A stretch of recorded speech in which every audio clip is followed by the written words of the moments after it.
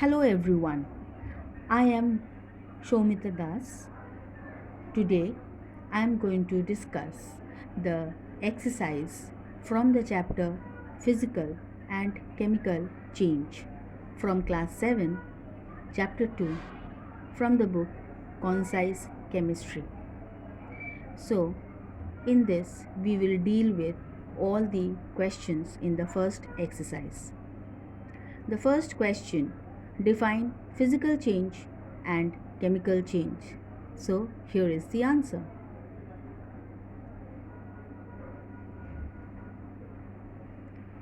Give two examples for each of the above two changes. Physical change: melting of ice, preparation of salt solution. Chemical change: formation of curd, rusting of iron.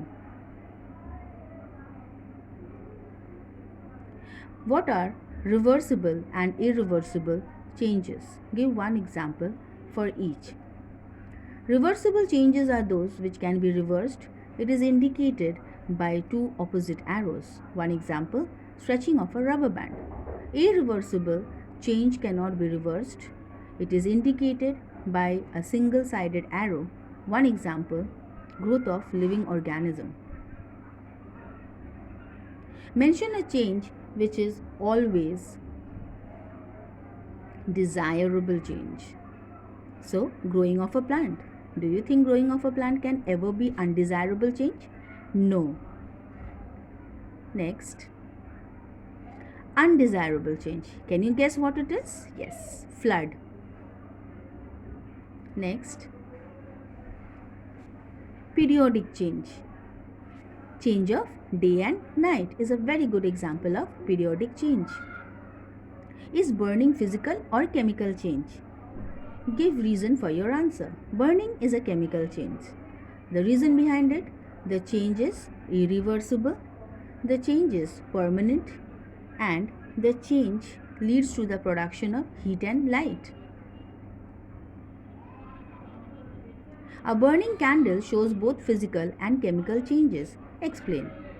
So, a burning candle produces molten wax which solidify and form wax again. It is a physical change. At the same time, wax on burning produces water vapor and carbon dioxide which escapes into the atmosphere, which are new substances with new properties. It is a chemical change. Hence, burning of candle shows both physical and chemical change. Differentiate between evaporation and boiling. Evaporation occurs on the surface of the liquid, whereas boiling occurs at the entire length of the liquid. Evaporation occurs slowly, whereas boiling occurs rapidly. Evaporation occurs at any temperature. Boiling occurs at a specific temperature. Now we differentiate between physical change and chemical change. Physical change is temporary. It affects only physical properties. No new substance formed, and change do not involve the production of energy. Whereas chemical change is permanent. It affects both physical and chemical properties. New substance is formed, and it is usually involving the production of energy in the form of heat, light, sound. What do you observe when water is boiled? When water is boiled, it changes into steam and bubbles can be seen. It is a physical change. When a piece of paper is burnt, on burning a piece of paper, it produces carbon dioxide and ash is left behind. It is a chemical change. Some ice cubes are kept in glass tumbler. Ice cubes turns into water. Tiny droplets of water can be observed outside the walls of the glass tumbler. It is only a change in state, so it is a physical change. Solid ammonium chloride is heated. Solid ammonium chloride on heating changes into white vapors, so it is a physical change. An iron nail is kept in tap water for few days, so you can see there is a brown coating on the surface. We call it as rust, so it is a chemical change since new substance is being formed. A spoon of sugar heated in a pan. When it is heated, it changes into a black mass because the sugar gets charred, a carbon particle left out, so it is a chemical change.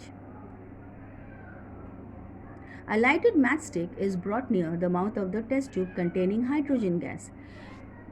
We observe that hydrogen burns at the mouth of the test tube with blue flame and pop sound is heard. It is a chemical change. Quicklime is dissolved in water. When it dissolved in water, we can see two observations over there. First, we hear a sound, a hissing sound, and also there is boiling and exothermic reaction takes place. That means heat is liberated. When little amount of curd is added to a bowl containing warm water and kept for 5 hours, then we find that the warm milk changes into curd. Then name a chemical change which takes place in presence of heat. Cooking in presence of light, photosynthesis in presence of electricity, electrolysis. Thank you. Thanks for watching. Please subscribe to my channel. Very soon I'm going to upload MCQ type questions on the various chapters. Thank you.